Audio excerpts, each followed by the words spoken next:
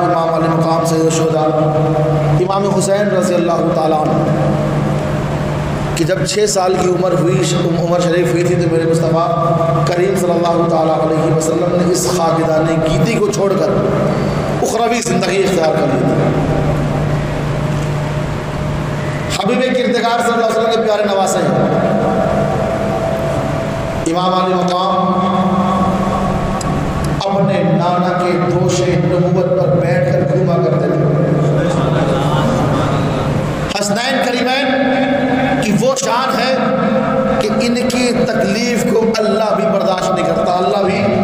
ان کی تکلیف کو برداشت نہیں کرتا۔ اب بچپن کے زمانے میں دیکھو ذرا سا، تحریر دونوں بھائیوں نے لکھی تھی اپنی اپنی تختی میں، تحریر لکھی، پہلی بار لکھا، کچھ لکھا قلم سے، جو چاہا وہ لکھا، لکھ کے لائے اپنی امی کے پاس، امی جان ہم دونوں بھائیوں میں دیکھو سب سے اچھی لکھاوٹ کس کی ہے؟ محبت سے بولے گا، سب سے اچھی لکھاوٹ ہے کس کی؟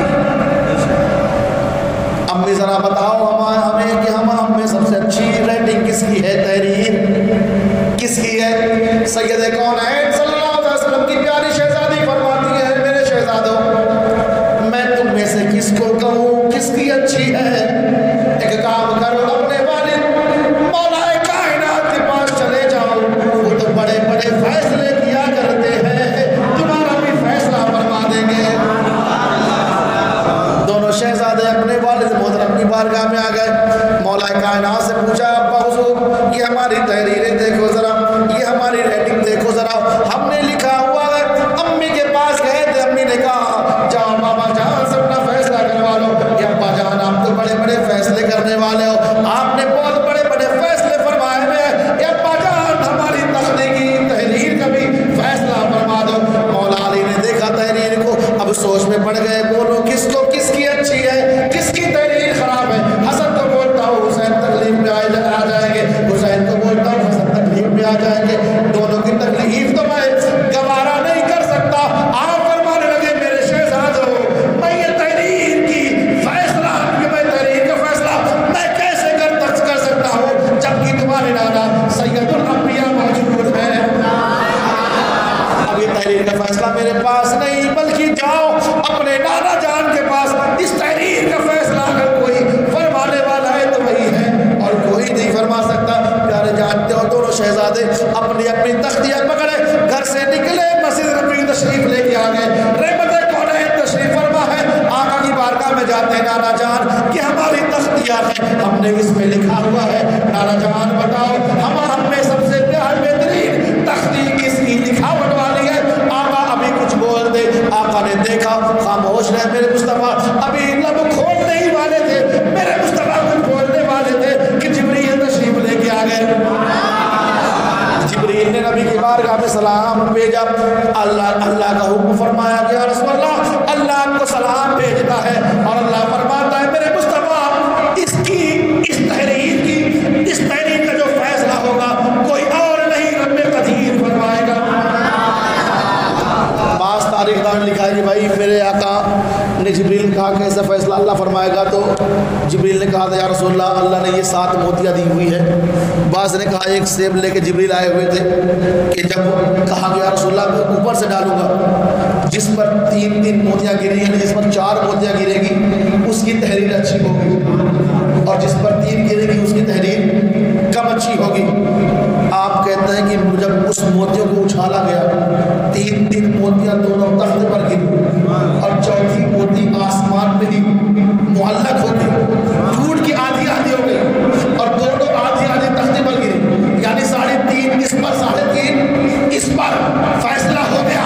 کہ شہزادوں تحریر دونوں کی برابر ہے، کسی کی کوئی اچھی کسی کی کوئی خراب نہیں ہے، اس لیے کہ یہ تحریر کی فیصلہ کرنے والا کوئی اور ذات نہیں، رب قدیر کی ذات ہے، اور اب یہ نہیں چاہتا کہ میرے نبی کے نواسے کو ذرہ برابر بھی تکلیف ہو جائے، ذرہ برابر بھی یہ پریشان ہو جائے۔ بچپنا گزرتا رہا نبی کے سائے میں، بڑے ہوتے رہے، آخر وہ زمانہ آ گیا کہ میرے مصطفیٰ نے اس خاکدان گیتی کو چھوڑ دیا۔ جانتے ہو پیارے اگر اس میں وہ واقعہ کا تذکرہ نہ کروں تو پھر بلال کے ساتھ بڑی ناانصافی ہو جائے گی، اگر اس واقعے کا ذکر نہ کروں تو بڑی ناانصافی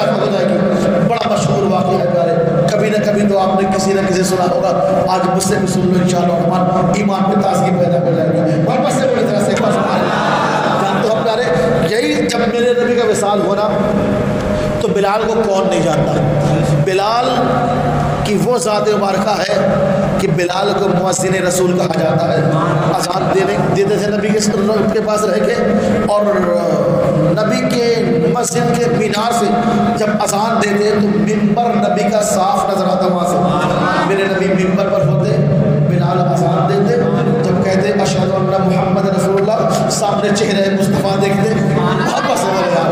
اشہد ان محمد کا جب نام لیتے میرے مصطفیٰ کا تو سامنے بلال دیکھتے، میرے مصطفیٰ بیٹھے ہوئے ہیں، دل خوش ہو جاتا بلال کا۔ بلال پوری اذان پڑھتے، پیارے جب آقا کا وصال ہو گیا،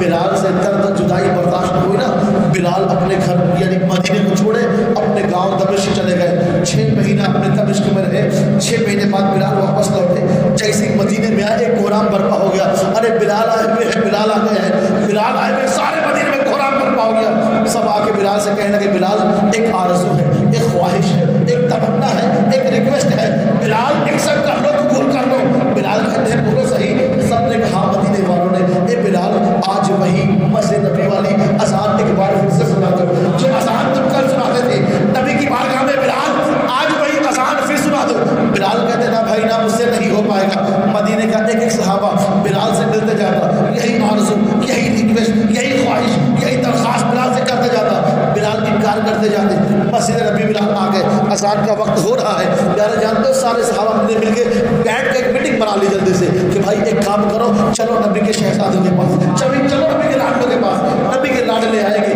بلال کو بولیں گے، بلال انکار نہیں کر سکتے کیونکہ نبی کے شہزادوں کی بات ہے۔ سب پہنچ کے جناب فاطمہ کے گھر، اے نبی کے شہزادوں چلو ذرا سے ہمارے ساتھ، بلال آئے ہوئے ہیں، ہم سب کی خواہش ہے کہ آج بلال سے وہی والی اذان سنیں جو نبی کے وقت میں سنا کرتے تھے، جو نبی کے حیات ظاہری میں سنا کرتے تھے۔ چلو ذرا بلال کو تم کہہ دو، ایک بار آپ کہہ دو بلال کو، بلال اذان دیتے کہ دونوں شہزادے اپنے نبی کے مسجد میں آئے، بلال نے ہاتھ اور پیر کو دونوں شہزادوں کو چھپا، محبت سے بولے یار۔ بلال کی تعظیم بتاتی ہے کہ جو نبی کے اہل بیت والا ہوتا ہے اس سے محبت کیسے کیا جائے گا۔ ہاتھوں کو چوما، پیروں کو بوسہ دیا، پیشانی کو چوما، سبحان اللہ، چوم کے کہتے شہزادوں تم آئے کس لیے ہو؟ میں خود تمہارے دروازے پہ آنے والا تھا۔ شہزادوں تم آئے کس لیے ہو؟ میں خود تمہارے پاس آنے والا تھا۔ ہم تو تمہارے در کے گدھا ہیں، ہم تو تمہارے در کے بندے ہیں، ہم تو تمہارے در سے کھانے والے ہیں، ہمیں تو عزت تمہارے در سے ملی ہوئی ہے، ہمیں تو شہرت تمہارے گھر سے ملی ہوئی ہے، ہمیں عصمت جو مل رہی ہے تمہارے گھر سے، تمہارے بدن ملی ہوئی ہے، تمہارے قدموں کے دھوبن سے ہمیں یہ برکتیں ملتی ہیں۔ آقا آپ کو تشریف لائے، میرے پیارے حسنین نے فرمایا، اور بلال آج ہم چاہتے ہیں کہ نہ وہی پرانی اذان جو نانا کے سناتے تھے آج ہم سب کو سنا دو۔ بلال کہتے ہیں آقا حسین ہم میں طاقت تو نہیں تھی کہ ہم آج اذان دیتے، مگر اے آقا آپ کی بات آ گئی تو آپ کی بات سے انکار بھی نہیں کر سکتے۔ اذان کا وقت ہو گیا، بلال چڑھ گئے ممبر پر، بلال چڑھ گئے اپنے مینار پر جہاں سے بلال اذان دیا کرتے تھے۔ سامنے نبی کا مصلی ہے، سامنے نبی کا ممبر ہے، بلال نے اذان شروع کر دی، اللہ اکبر اللہ اکبر، واپس بولو اللہ اکبر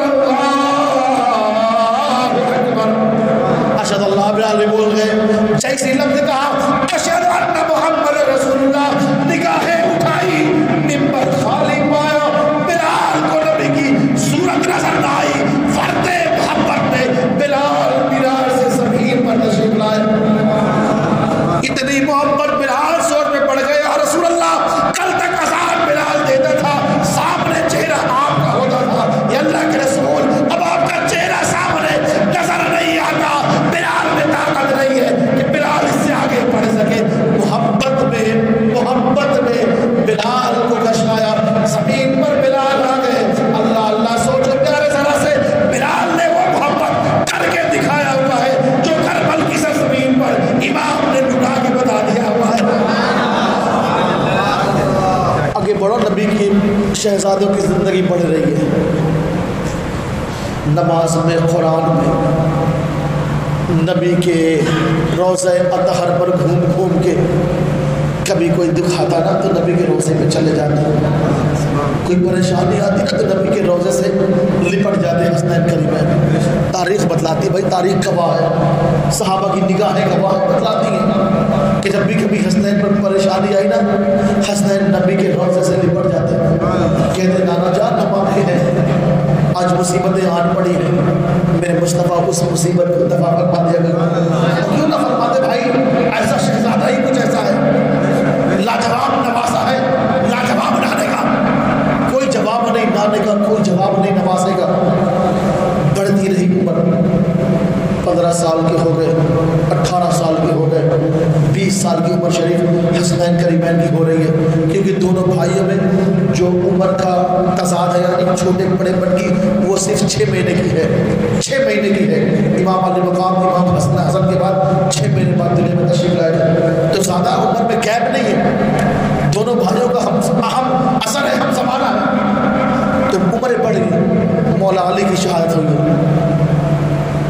جب مسجد میں مولا علی کو شہید کیا گیا نا، تو سارے کوفہ والے مل کے حضرت جناب حسن کے ہاتھوں پر بیعت کر لی۔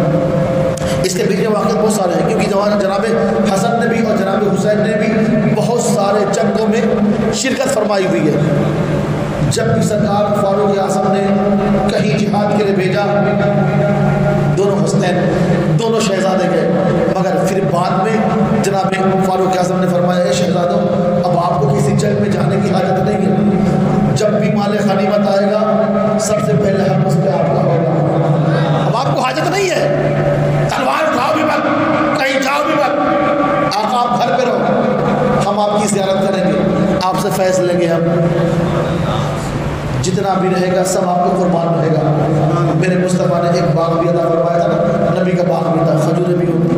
مگر یارو سوچو کبھی حسنین کریمین نے بچا بچا کر رکھی بلڈنگیں بنائی ہیں تو نہیں پیارے۔ امام حسن کے بارے میں مشہور ہے کہ امام حسن رضی اللہ تعالیٰ عنہ جب کسی کو دیا کرتے تھے تو ایک ایک وقت پر لاکھ لاکھ درہم دے دیا کرتے تھے،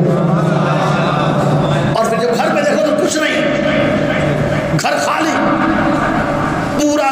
گھر کو چھان مارو تو کھجور کی ایک گٹھلی بھی نہیں ملا کرتی۔ یہ گھرانہ حسین کا ہے، یہ گھرانہ حسین کا ہے۔ سبق کہاں سے ملا حسین سے پوچھو تو حسین کہتے ہیں دنیا والوں یہ سبق جو ہے، یہ درس جو ہے میرے نانا کے گھر سے ہے۔ نبیوں کا تاجدار ہے نانا کے گھر میں ایک کھجور بھی نہیں ہوا کرتا، ساری کائنات کا مسیحا ہے، ساری کائنات کا بادشاہ ہے، گھر میں کھجور کی ایک گٹھلی بھی نہیں ہوا کرتی، وہ گھر میرے حسین کا ہے۔ عمریں بڑھتی رہی، بعد وصال مولا علی کے امام حسن خلیفہ بنے، 40,000 لوگ ایک بار میں آپ کے ہاتھ پر بیعت کری، مگر جانتے پیارے ان کے بارے میں میرے آقا نے فرمایا ہوا تھا، میرا بیٹا حسن ہے نا، یہ دو مسلمانوں میں صلح کرائے گا، 2 مسلمانوں میں صلح کرائے گا۔ امام علی مقام کے بڑے بھائی سرکار امام حسن رضی اللہ تعالیٰ سے اور امیر معاویہ سے اس بات پر ٹشن ہو گیا، یعنی جھگڑے کا ماحول بن گیا کہ مولا علی کے قاتلوں کو قتل کیا جائے اور عثمان ذوالنورین کو جن بلوائیوں نے مارا تھا ان کو مارا جائے۔ اس بات کو لے کے ذرا سے آپسی میں خلط ملط ہو گیا، ٹشن ایسا نہیں ہوا تھا کہ آپس میں دونوں کا جھگڑا ہوا تھا، یہ بیچ والے ہوتے ہیں نا، بیچ بچولیے جس کو کہے اپنی زبان میں کہیں کہ ہماری طرف بھی جا کے لگا دیتے ہیں، آپ کو بھی جا کے لگا دیتے ہیں، ان کو بھی جا کے لگا دیا، ان کو بھی جا کے لگا دیا، عبدالرحیم نے تم کو یہ کہا ہے، مسعود نے تم کو یہ کہا ہے، ممتاز نے یہ کہا ہے، ہمارے سیکریٹری صاحب پرانے والے یہ کہا ہے، آپس میں لگا دیا معاملہ، ہم اپنی طرف پریشان رکھے ہیں، یہ اپنی طرف پریشان رکھے ہیں، وہ اپنی طرف، اب بیچ میں معلوم نہیں نا ہوا کیا ہے، یہ معلوم ہے نہیں نا، تو اس زمانے میں لوگ تھے، لڑانا چاہا، امیر معاویہ نے بہت بڑی فوج لے کے چلے، امام حسن کو معلوم پڑا، آپ نے بھی ایک فوج نکالی باہر، سارے مکے کے لوگوں نے کہا اور مدینے کے لوگوں نے، اے امام حسن ہم آپ کے ساتھ ہیں، آپ حکم کریں، ہم اپنی گردنیں بھی آپ کے نام پر نشانہ لگائیں۔ مگر امام حسن کو میرے آقا نے فرمایا تھا بھائی 2 مسلمانوں میں صلح کرائیں گے۔ جب فوج آئی امیر معاویہ کی، امیر معاویہ کے پاس امام حسن نے پیغام بھیجا کہ جاؤ امیر معاویہ سے کہو کہ حسن ملنا چاہتے ہیں۔ اب امیر معاویہ کی اتنی طاقت کی اپنی جگہ بیٹھے رہتے، ملاقات کا لفظ سنا امیر معاویہ بھاگے بھاگے آ گئے، حضور آپ کیوں جائیں گے، آپ کیوں جائیں گے، یہ تخت پر امیر معاویہ اگر بیٹھا ہے تو بیٹھے تو بیٹھانے والے صاحب تمہارے نارا ہی ہے، یہ حکومت بھی تمہاری ہے، یہ تخت بھی تمہارا ہے، یہ شہنشاہیت بھی تمہاری ہے، ہماری مجال کی ہم اس تخت پر بیٹھے رہے۔ امام حسن نے فرمایا جب ایسا مسئلہ ہے تو اتنی بڑی فوج لانے کی کیا حاجت تھی؟ امام حسن نے کہا ایک کام کرو خلیفہ تم بنے رہو، یہ تخت و تاج کی مجھے حاجت نہیں ہے، اس کی مجھے حاجت نہیں ہے، تخت و تاج کی مجھے ضرورت نہیں ہے، مگر اس میں سے کچھ نے کہا کہ کچھ مشورہ ہے سرکار، کچھ وجوہات ہیں، کن وجوہات پر کی بنیاد پر صلح کرنے معاملہ ختم کرے۔ آپ نے فرمایا ٹھیک ہے، وہ صلح کی جو باتیں سنو امیر معاویہ اور لکھو،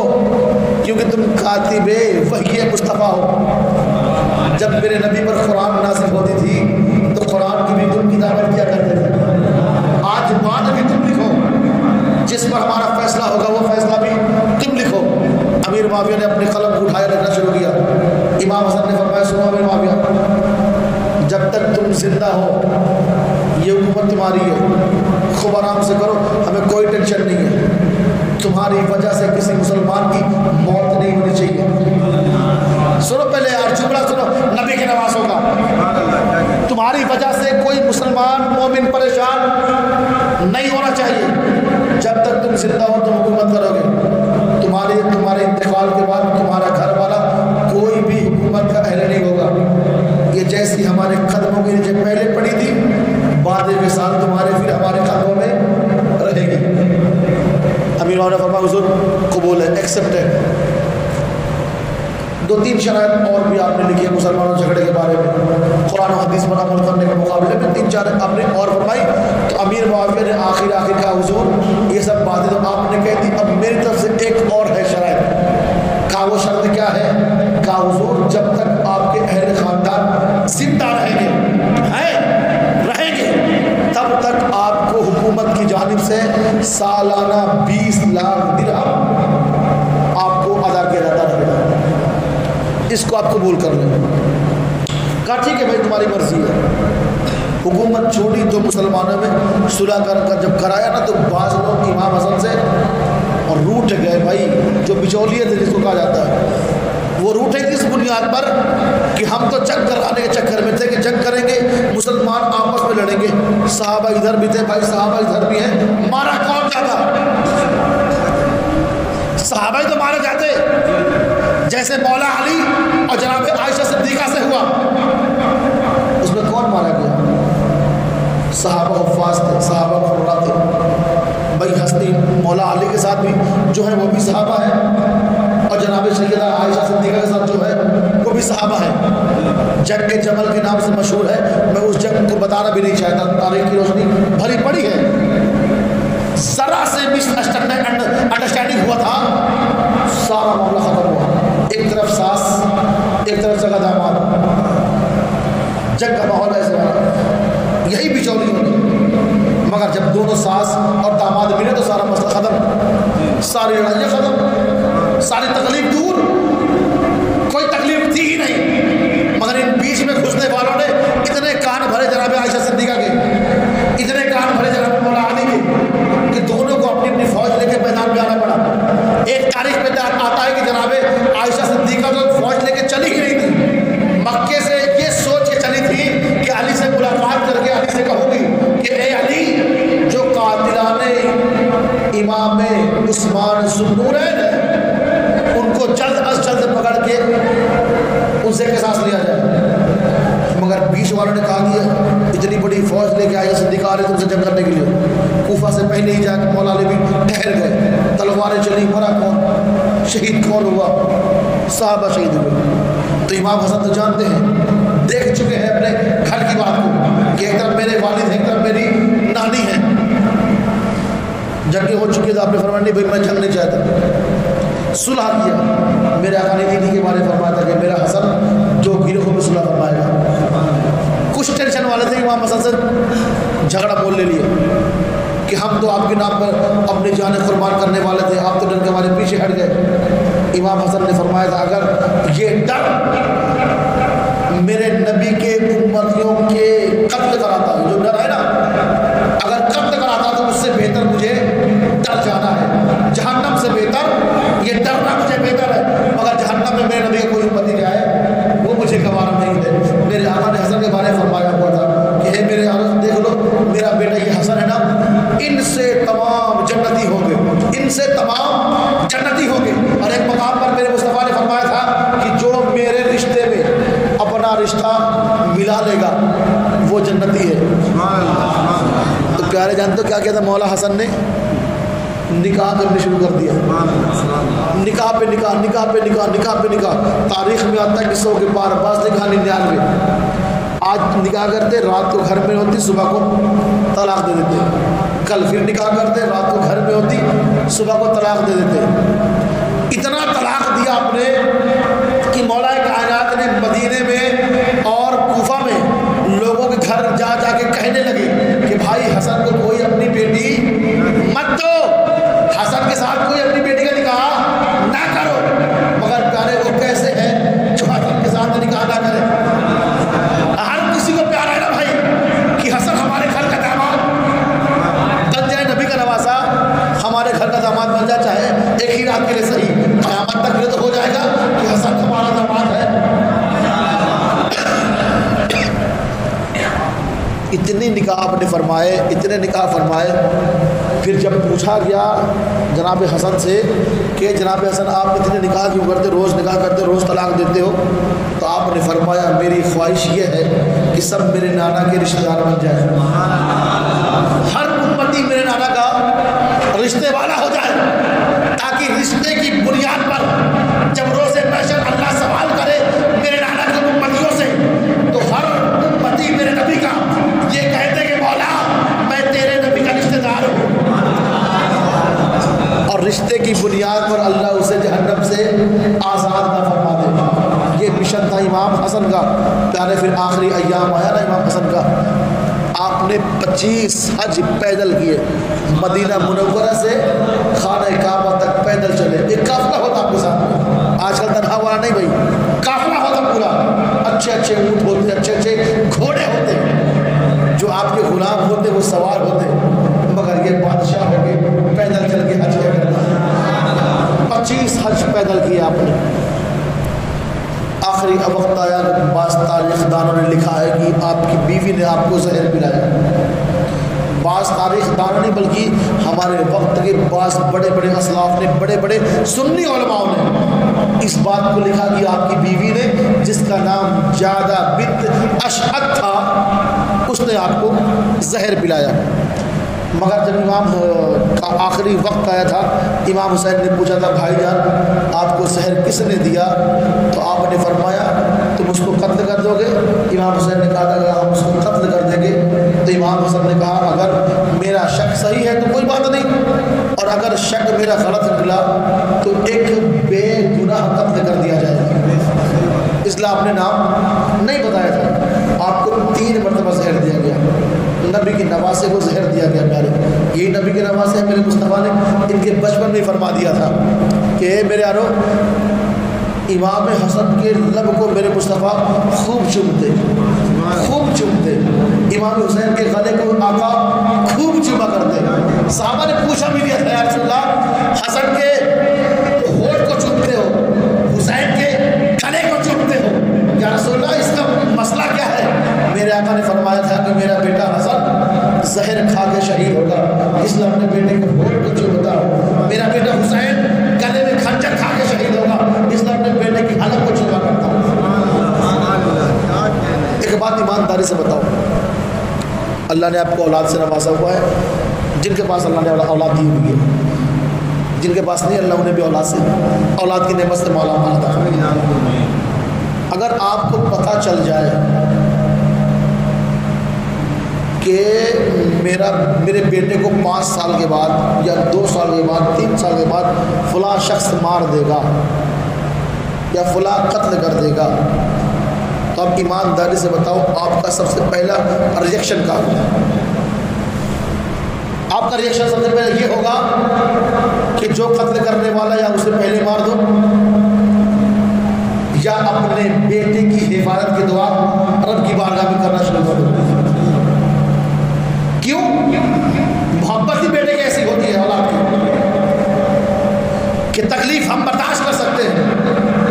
بھوک پیاس کی تپش ماں باپ برداشت کر سکتے ہیں، مگر وہی جب بچوں پر پیاس اور بھوک کی تکلیف آتی ہے تو ماں باپ برداشت نہیں کر پاتے، کیونکہ ان کی اولاد ہے۔ امام حسین کے بچپن میں ہی ایک فرشتہ جبریل لے کے آئے، وہ اتنا بڑا فرشتہ تھا کہ اس فرشتے کے انڈر میں جتنے فرشتے تھے ہر فرشتہ 1 لاکھ فرشتوں کا افسر تھا، اتنا بڑا فرشتہ تھا وہ، اور وہ پہلی دفعہ زمین پر آیا، رب کے حضور بڑی منتیں کری اس فرشتے نے کہ مولا مجھے ایک بار اپنے نبی سے ملاقات کر لینے دو،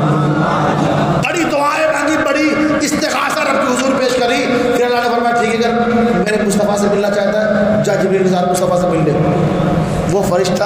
جبریل کے ساتھ آئے، نبی سے ملاقات کری تو جبریل نے کہا یا رسول اللہ یہ آپ سے ملاقات کے بڑے متلاشی ہیں اور آپ کے بارے میں کچھ پیش کرنا بھی چاہتے ہیں۔ میرے آقا نے فرمایا پیش کرو، بولو۔ وہ فرشتہ کہتا ہے یا رسول اللہ علیہ الصلوۃ والتسلیم ایک وقت آئے گا کہ آپ کے دونوں شہزادوں کو شہید کر دیا جائے گا، آپ کا بیٹا یہ حسین ہے نا، حسین اسے کربلا میں لے جائیں گے، کربلا میں وہاں انہیں شہید کر دیا جائے گا، یا آقا اگر آپ کا ہو تو میں وہاں کی مٹی بھی آپ کو لا کے دے دوں۔ ہاتھ زمین پر مارا اور کربلا کی سرخ مٹی لا کے میرے مصطفیٰ کو دیا۔ آقا نے وہ مٹی لیا، ام سلمہ کو بلایا اور ام سلمہ سے کہا اے ام سلمہ یہ مٹی رکھ لو، اس کو دیکھنا، جس دن یہ مٹی خون بن جائے سمجھ لینا میرا شہزادہ شہید کر دیا گیا۔ یار ذرا فلسفہ کربلا کو سمجھو ذرا سے، یہ ایسی ناگہانی مصیبت نہیں تھی کہ ناگہانی آفت تھی چلی آئی، نہ بھائی، یہ امت کو بچانے کی ایک ترکیب تھی میرے مصطفیٰ کی، دین اسلام کو پھیلانے کی ایک ترکیب تھی میرے مصطفیٰ کی۔ نہیں علی جانتے ہیں کہ میرا بیٹا شہید کر دیا جائے گا، فاطمہ جانتی ہے کہ میرا بیٹا شہید کر دیا جائے گا، وہ فاطمہ جو ایک سجدہ کرے تو رات گزر جائے، وہ فاطمہ جو ہاتھ اٹھا کے دعا کرے تو اللہ جنت سے کھانے کا نزول فرما دے، وہ فاطمہ جو دعا کرے تو جنت سے چھوڑے حسنین کے لیے فرشتے لے کے آ جائے، واپس سے بولو یار، وہ فاطمہ جو دنیا کی حور بھی ہے، وہ فاطمہ جو جنتی جواب عورتوں کی سردار بھی ہے، وہ فاطمہ جو 70,000 حوران جنت کو لے کر سب سے پہلے جنت میں جائے گی، وہ فاطمہ جسے نہ تو دنیا میں کسی خیر نے دیکھا نہ آخرت میں کوئی خیر دیکھ پائے گا، واپس سے بولو، وہ فاطمہ جو سیدہ ہے، جو زاہدہ ہے، جو فاطمہ ہے، جو صدیقہ ہے، جو عفیفہ ہے، جو پارسہ ہے، جو زاہدہ ہے، جو عالمہ ہے، جو فاضلہ ہے، واپس سے۔ تو اگر وہ فاطمہ ایک بار کہتی کہ اللہ میرے بیٹے حسین کی حفاظت فرما لے تو کیا وہ دوبارہ ہو جاتی؟ محبت سے بولو خدا، ہمارا ایمان کہتا ہے دعا اللہ رضا نہیں فرماتا، مگر جب بھی ہاتھ اٹھایا تو اللہ سے کہا گیا مولا میرے حسین کو ثابت قدم رکھنا، میرے حسین کو ثابت قدم رکھنا۔ علی اتنے بڑے اللہ کے چاہنے والے، اتنے بڑے رسول اللہ کے چاہنے والے، اتنی زیادہ طاقت، اتنا پاور کہ اللہ نے اللہ کا ذکر فرمایا سیف اللہ ہے، یہ اللہ کی تلوار ہے، یہ شیر خدا ہے، اللہ کا شیر ہے، اور اتنی طاقت کہ جس دروازے کو 40 صحابہ مل کے ہلا نہ پائے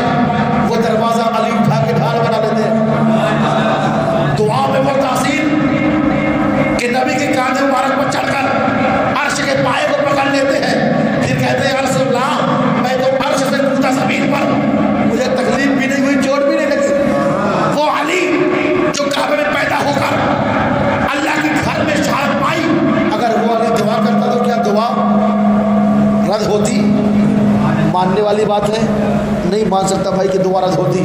مگر علی نے جب بھی ہاتھ اٹھایا کیا مانگا؟ اللہ میرے بچوں کو استقامت عطا فرمانا، یا اللہ میرے بچوں کو استقامت عطا فرمانا۔ ارے یار 1 سال کی عمر سے پہلے ہی شہادت حسین شہادت حسن کا مشتہ میرے نبی کو مل چکا، علی فاطمہ جان چکے، حسنین کریمین بڑے ہوتے ہوتے معلوم پڑ گئے تھے کہ ایک وقت آئے گا میرے نانا کی امتی مجھے شہید کر دیں گے، مگر کبھی حسین کے زبان سے یا حسن کے زبان سے یہ دعا آپ نے سنی کہ اللہ میری حفاظت فرما، اللہ میری جان کی حفاظت فرما، یا اللہ مجھے ایسی مصیبت سے محفوظ فرما؟ نہیں پیارے، جب بھی ہاتھ اٹھایا نا تو اپنے دعا مانگے نہیں مانگے مولا مجھے استقامت عطا فرما، مجھے صبر عطا فرما، مجھے استقامت عطا فرما، مجھے ثابت قدم رکھنا۔ بڑے ہو گئے، جوان ہو گئے، جنگیں لڑ لی آپ نے، اپنے گھر میں بیٹھ گئے آرام سے، اب جنگیں نہیں لڑنی آپ کو، اب اللہ کی عبادت کرنی ہے، مسلمانوں کو دیدار کرا کے ان کی تشنگی پیاس بجھانی ہے۔ شہزادے رسول امام حسن نے نا 3 مرتبہ زہر پیا، پہلی دفعہ زہر پیا، تکلیف ہوئی، نانا کی مزار اقدس پہ آئے، ٹھیک ہو گئے، آرام ہو گیا، دوسری دفعہ پھر زبردست زہر دیا گیا، آپ نے پیا، بھائی آپ کو معلوم نہیں تھا کہ زہر پی رہے ہیں، آپ کا کام تھا کہ آپ رات بھر عبادت کرتے اور پانی کی پیاس لگتی تو اپنے پاس سے پانی کا مٹکی جس کو بولتے ہیں نا مٹکا ہوتا، اس سراہی سے آپ پانی پیتے، عبادت کرتے، پیاس کی حاجت ہوتی پانی پیتے، دن کو حسین روزہ رکھتے، حسن روزہ رکھتے تو سحری میں پانی پینا پڑتا آپ کو، رات کو آپ پانی پیتے افطار میں بھی، تو 2 دفعہ جب ہوا تو پیٹ بہت شدید درد ہوا، پریشان ہوئے، نانا مصطفیٰ کے روضے پر پہنچے، اللہ نے شفا دے دی، اپنے گھر کو آ گئے۔ تیسری دفعہ جو زہر دیا گیا نا، اتنا خطرناک زہر دیا گیا، ہیرا ہوتا نا، ہیرا کو پیسا گیا، اس کی کنی بنائی گئی، اس پہ زہر ڈالا گیا، پھر پانی ملا کے ڈالا گیا، وہ اتنا شدید زہر تھا نا یار کہ میرے حسن نے جب پیا نا تو اندر کے کلیجے کٹ کر اسے باہر نکلنے شروع ہو گئے، الٹیاں آتی نا اسے تو کلیجے کے لڑتے نکلتے، باتھ روم بھی شروع ہو گیا، دست بھی شروع ہو گیا،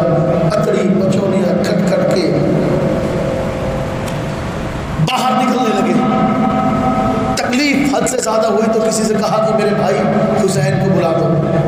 آقا حسین بھاگے رات میں آئے، دیکھا میرا بھائی تڑپ رہا ہے، ایسے تڑپ رہا ہے جیسے مچھلی کو نکالو پانی سے باہر تو مچھلی کیسے تڑپتی ہے پانی کے، ایسے حسن کی حالت ہے، اپنے بھائی حسن کو اپنی گود میں لیا، یہ بھائی حسن نے کیا کس نے ہے؟ آنکھوں سے آنسو جاری ہے حسین کے، بھائی یہ کیا کس نے ہے؟ حسن بتانے کو تیار نہیں ہے، حسن بھی جانتے ہیں، اور اس سے پہلے جناب حسن نے ایک خواب کا ذکر فرمایا تھا کہ میں نے دیکھا کہ میرے پیشانی پر قل هو اللہ احد لکھا ہوا ہے، قل هو اللہ احد لکھا ہوا ہے، خواب تو بڑا پاکیزہ تھا، مگر پیارے جانتے ہو سعد بن جناب سعد کی والدہ اس خواب کو سن کر جان گئی، اور آپ نے فرمایا جناب حسن سے کہ جناب حسن اگر یہ واقعہ یہ خواب اگر برحق ہے تو آپ کا وقت بڑا تھوڑا رہ گیا ہے، بڑا کم رہ گیا ہے۔ امام حسن کی شہادت 36 سال یا 35 سال کی عمر میں ہوئی ہے، جس میں سے لطرے کٹ کے نکلے باہر، یار وہ درد کیسا رہا ہوگا، وہ تکلیف کیسی رہی ہوگی، وہ بے چینی کیسی رہی ہوگی، وہ حسن نے برداشت کیسے کیا ہوگا، نبی کا روزہ سامنے ہے، کس طرح تڑپے ہوں گے، اور خدا یاد رکھو کہ میرے مصطفیٰ کو کتنی تکلیف مزار اقدس میں ہوئی ہوگی، کیونکہ جو مصطفیٰ اپنے بچوں کو اپنے کندھے پہ سے گرنا گوارا نہ کرے، اس رسول کے نوازوں کا جب اندر سے کلیجہ کٹ کے باہر نکلا ہوگا، میرے مصطفیٰ نے کس قدر تکلیف اٹھائی ہوگی، امام حسن نے نہیں بتایا، مگر یہاں بھی ایک تاریخ آ کے رک جاتی ہے کہ گھر میں تو کوئی اور موجود نہیں ہے، آپ ہیں، آپ کی جوز محترمہ ہے، پھر آخر زہر دینے والا ہے کون؟ بہرحال یہ اللہ اس کے رسول بہتر جانتا ہے۔ جب جناب حسن نے بتایا نہیں تو ہم اس میں کچھ انگلی کرنے کی ہمیں حاجت نہیں ہوتی۔ 35 یا 36 سال کی عمر شریف ہے، آپ کی شہادت ہو جاتی ہے، انا للہ و انا الیہ راجعون۔ اب پیارے حسین ہے، دیکھو کا سایہ چلا گیا، ماں کا سایہ چلا گیا، جس نبی کے سائے میں پلے بڑے حسین وہ بھی اس ظاہری حیات دنیا کو چھوڑ کے چلے گئے۔ ایک بھائی بچا تھا، آج وہ بھائی بھی چھوڑ کے چلا گیا، جنت البقیع میں مدفن ہوئے۔ پیارے عمریں بڑھتی رہی، تکلیف کا دور جاری رہا، امام علی مقام پر مصیبتیں آتی رہی، آپ اٹھاتے رہے مصیبتیں، زندگی گزارتے رہے، مگر ایک وہ وقت آ گیا، وہ ایام بھی آ گیا کہ گورنر بدل گیا مدینے کا، امیر معاویہ کا وفات ہو گیا، یزید تخت حکومت پر بیٹھ گیا، جبرن بیٹھا۔ بعض نے کہا کہ امیر معاویہ نے آخر وقت پر یزید کو کہا تھا کہ تو تخت پر بیٹھ جا، مگر میرے لیے تیرے پاس چند شرائطیں ہیں، وہ یہ ہے کہ جب بھی امام عالی مقام کے گھر سے یہ خبر آئے گی کہ تجھے تخت چھوڑنا ہوگا تو تو فوراً تخت چھوڑ دینا، تخت پر بیٹھنا تمہارا حق نہیں ہے، یہ تخت ان کا ہے، یہ کرسی ان کی ہے، یہ حکومت ان کے گھر کی ہے، یہ بادشاہیت ان کے گھر کی ہے، جب چاہیں گے وہ لے لیں گے۔ بعض نے کہا یہ، بعض نے کچھ اور باتیں کی، بڑی ساری باتیں ہیں بھائی اس تاریخ میں، بڑے لوگوں نے اپنے اپنے اعتبار سے تاریخیں لکھی ہوئی ہیں۔ بعض نے کہا خود امیر معاویہ نے یزید کو خلیفہ بنایا، بعض نے کہا کہ نہیں بھائی امیر معاویہ کا وفات ہو گیا تو خود یزید تخت حکومت بیٹھ کر اپنی بادشاہیت کا اعلان کر دیا۔ مگر یارو یزید بڑا بدبخت تھا، ظالم تھا، فاجر تھا، فاسق تھا، زانی تھا، اور اتنا بڑا وہ بے حیا تھا کہ اس کی بے حیائی امیر معاویہ کے زمانے میں آیا ہو چکی تھی، امیر معاویہ کو اس کی تمام بے حیائی معلوم پڑ چکی تھی، تو میرے حساب سے امیر معاویہ پھر اسے خلیفہ نہ بناتے، اپنا نائب نہ بناتے۔ بہرحال جو مسئلہ نہ ہو، تخت پر یزید بیٹھا، اپنی بادشاہیت کا یزید نے اعلان کر دیا، اور یزید نے اعلان کیا تو وہاں کے لوگ مان لیے، ایکسیپٹ کر لیے کچھ لوگوں نے، مگر یزید کو ڈر تھا کہ جب تک حسین نہ مانیں گے، کوئی مانے نہ مانے ہمیں فرق نہیں پڑتا، تو اس لیے ولید بن مغیرہ کو جو مدینہ کا گورنر بنا تھا اسے کہا کہ حسین کو بلاؤ دار حکومت میں اور کہو حسین سے کہ بیعت کر لو ہماری ورنہ ہم تمہاری گردن مار دیں گے۔ کہاں سے بات شروع ہوئی؟ مدینہ شریف سے، مدینہ منورہ سے، حسین کے گھر سے بات شروع ہوئی۔ امام علی مقام کو نہ دار حکومت بلایا اس نے، ولید بن مغیرہ نے کہا بھائی آپ یزید کی بیعت کر لو۔ امام علی مقام نے ایک تاریخی جملہ کہا جو کربلا تک وہ جملہ چلتے چلا گیا۔ امام علی مقام نے فرمایا نہیں بھائی میں ہاتھ نہیں دوں گا، میں ہاتھ نہیں دوں گا، میں ہاتھ نہیں دوں گا۔ جب یزید تک خبر پہنچی تو یزید نے کہا کہ ان پر کڑائی سے پیش کرو، ان پر کڑائی کرو، انہیں تکلیف دو۔ ابھی تو بھائی کے جانے کا غم بھی مٹا نہیں تھا کہ تکلیف ایک اور آ گئی۔ جب مصیبتیں زیادہ آنی شروع ہو گئی حکومت کی جانب سے تو آقا حسین نے اپنے گھر والوں سے کہا کہ اب اس جگہ رہنا ہمارا مشکل ہو گیا ہے، چلو اس کو یہاں کو چھوڑ کر مکہ چلتے ہیں، وہاں ہماری رانی سیدہ عائشہ صدیقہ حیات سے تھی، چلے گئے ان کے پاس رہ کے سب لوگ، سارے گھر کو تیار کیا، سارے گھر والے تیار ہو گئے۔ اور ایک بات اور آپ کو میں بتا دوں، یہاں پر بعض تاریخ دانوں نے ایک تاریخ لکھی ہوئی ہے، وہ کہتے ہیں کہ جب آقا حسین نے مدینہ چھوڑا تھا تو اپنی بیٹی جناب سیدہ سغرا کو مدینہ میں چھوڑا تھا۔ اگر آپ نے سنا ہو کبھی تو ایک بات ذہن نشی کر لو کہ یہ بات بالکل جھوٹ اور من گڑت ہے، یہ واقعہ ایسا ہو ہی نہیں سکتا کہ نبی کا لال اپنے تمام گھر کو ساتھ میں لے کے جائے اور جناب سغرا کو چھوڑ کے جائے۔ یہ کوئی بات ہوتی ہے بھائی کہ جوان بیٹی گھر میں چھوٹی رہے، تم چلے جاؤ چھوڑ کے، تمہارا یہاں پریشانی کا عالم ہے، لوگ تم پر ظلم کرنے کو تیار ہیں، تمہاری بیٹی گھر میں تنہا رہے گی، وہ بھی بیمار۔ یہ تاریخ بالکل غلط ہے، اس تاریخ میں اعتماد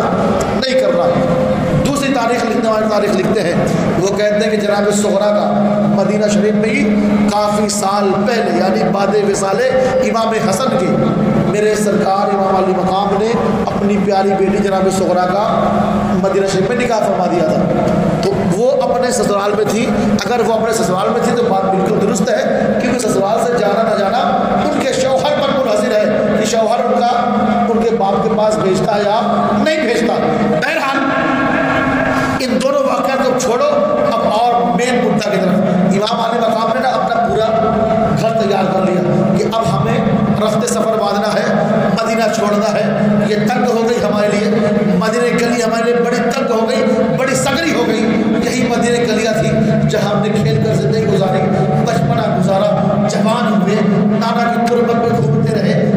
سے پہلے وہ رات کا آخری ایام آیا، رات کا آخری وقت آیا، تو میرے امام نے کہا آپ سب ٹھہرو، ذرا میں اپنے نانا کی تربت پہ جا کے آخری سلام کو پیش کر کے آ جاؤں۔ نانا کی بارگاہ میں آئے امام علی مقام، روضہ اطہر پر کھڑے ہوئے اور صلاۃ و سلام کا نظارہ پیش رکھا۔ نانا جان حسین آپ کا گھر چھوڑنا نہیں چاہتا، مگر یا آقا اتنی تنگی کرتی ہے انہوں نے ہم پر اتنی زمین کو تنگ کر دیا ہے مدینے کی کہ اب جانے کے سوا، ہجرت کے سوا کوئی چارہ نہیں ہے۔ نانا جان آپ نے فرمایا تھا کہ حسین تمہاری زندگی میں ایک ایام آنے والا ہے۔ آقا حسین بات کرتے جا رہے، روتے جا رہے، میرے حسین اتنا روئے کہ روتے روتے کشی تاری ہو گئی، نانا کی مزار پر گرے، آنکھ لگی بے ہوشی میں نانا مصطفیٰ تشریف لے کے آئے، ہاتھوں کو اپنے ہاتھوں سے اپنے شہزادے کے چہرے کو پوچھا، آنسوؤں کو صاف کیا،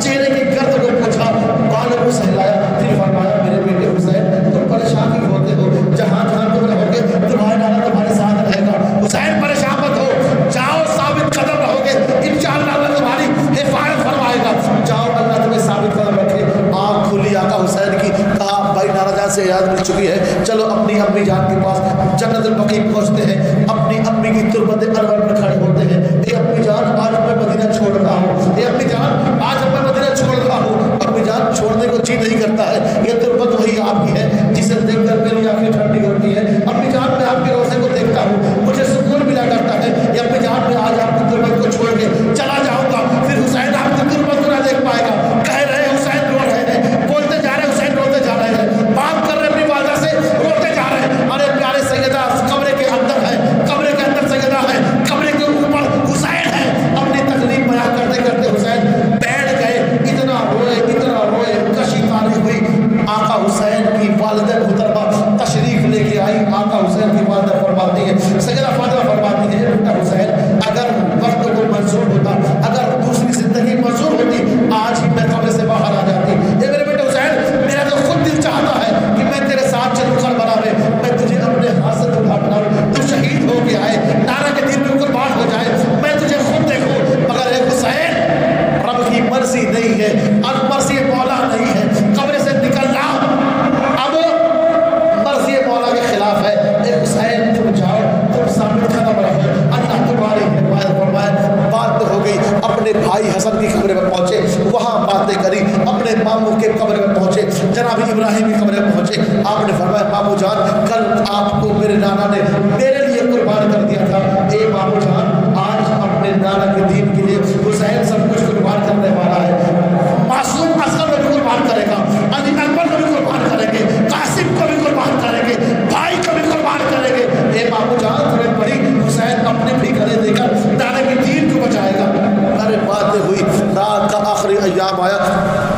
آقا حسین نے اپنے گھر کو چھوڑا، قافلہ رواں دوا ہو گیا، مکہ پہنچا، مکے والوں کو خبر ہو گئی کہ نبی کا شہزادہ آ رہا ہے، مکے والوں کو پتہ چل گیا نبی کا نور عین آ رہا ہے، تب مکے والوں کو معلوم پڑ گیا علی کا دلہا آ رہا ہے، فاطمہ الزہرا کا چین آ رہا ہے۔ سارے مکے والے بڑے بڑے صحابہ اجل صحابہ باہر نکل آئے، مکے کے گلیوں میں کھڑے رہے، مکے کے راستوں میں کھڑے رہے کہ آقا حسین آئے ہم ان کے استقبال کریں۔ بڑی گرم جوشی کے ساتھ استقبال کیا گیا، نبی کے نواسے کو پہنچ گئے مکہ میں، اپنے ننیحال پہنچے، اپنے نانی کے گھر جناب عائشہ صدیقہ کے پاس پہنچے، رہے وہاں پر طواف کیا، مکے کا حرم کا طواف کیا آپ نے،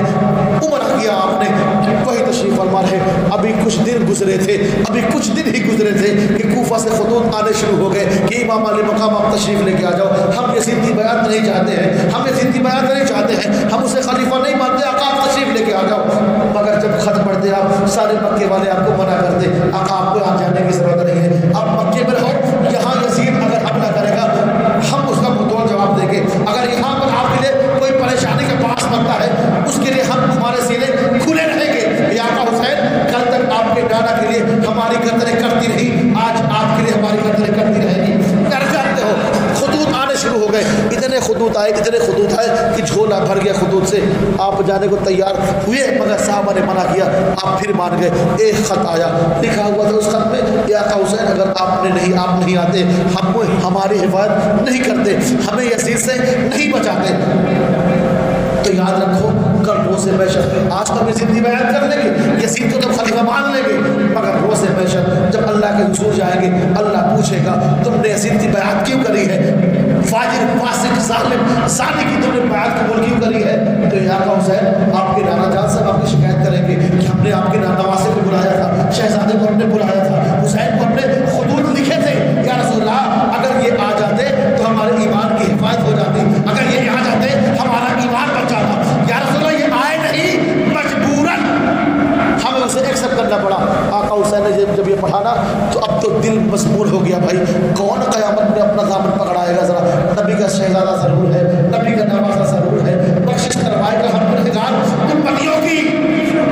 मगर उस महशर में अगर नबी के नवासे की शिकायत करी जाएगी नाना मुस्तफ़ा से, फिर वो नवासा गवारा कैसे कर सकता है कि मेरे नाना के सामने मेरी शिकायत करी जाए? महशर में लोग भरे पड़े होंगे, वहाँ शिकायत होगी मुस्तफ़ा के नवासे की, ये बात कबूल कैसे कर सकते हैं? आका हुसैन आपने फरमाया अब तो मुझे जाना होगा। फिर सारे साहबा ने मशवरा दिया, या आका हुसैन एक काम करें, जाने से पहले आप अभी ठहरे, आप पहले अपना नायब भेजें, अपने भाई मुस्लिम बिन अकील को भेजें, वो जाएं वहाँ पर, वहाँ के हालात का जायज़ा लें, कैसा है वो बताएंगे आपको, फिर आप यहाँ तशरीफ़ ले जाएं। अगर हालात अच्छे रहे तो, वरना आप तो कूफियों को जानते हो, कूफी बड़े दगाबाज पहले भी थे, ये कूफी आज भी दगाबाजी करेंगे। पहले दगाबाजी किया, आपके वालिद को शहीद करवा दिया। ये आका हुसैन हमें डर है कि कहीं ये फिर दगाबाजी ना करे, आपके साथ कहीं फिर ये बेवफाई ना करे, हमें ये मंजूर नहीं है कि नबी का शहजादा हमारी आंखों के सामने शहीद कर दिया जाए या किसी मुसीबत में मुब्तला हो जाए। प्यारे आपको ये बात पसंद आई, आपने अपने भाई मुस्लिम बिन अकील को भेजा। मुस्लिम बिन अकील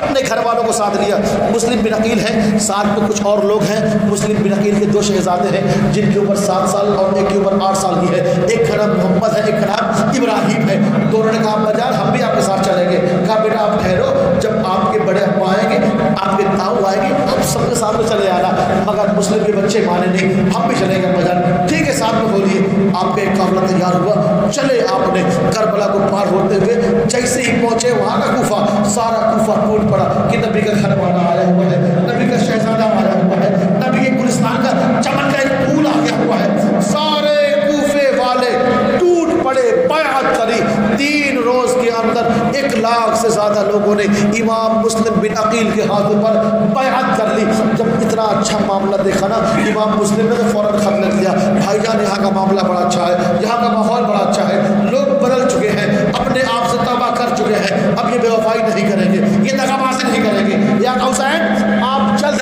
तशरीफ लाए,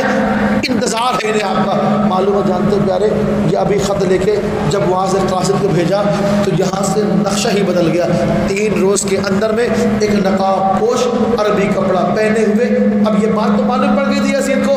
यजीद ने जो काहिरा का गवर्नर था जिसका नाम इब्ने ज़ियाद है, इब्ने ज़ियाद, ये इब्ने ज़ियाद का इतना बड़ा रोल है करबला वालों के साथ में ना, कि रोल जितना बड़ा यजीद का है उतना बड़ा इब्ने ज़ियाद का भी इसमें रोल नजर आता है। इतना बड़ा बदबख्त है ये ज़ानी लड़का था, ज़िना से पैदा हुआ लड़का था, इसका बाप भी ज़िना से पैदा हुआ इब्ने ज़ियाद का बेटा था ये, इसका नाम भी इब्ने ज़ियाद था, ये ज़िना से पैदा हुआ था। तो जाहिर सी बात है भाई, जो ज़ानी रहेगा खराबी रहेगी, जो ज़ानी रहेगा नबी से दुश्मनी रहेगी, जो ज़ानी रहेगा नबी के घर वालों से बेवफाई रहेगी। आज भी देख लो प्यारे, वही नबी से दुश्मनी करता है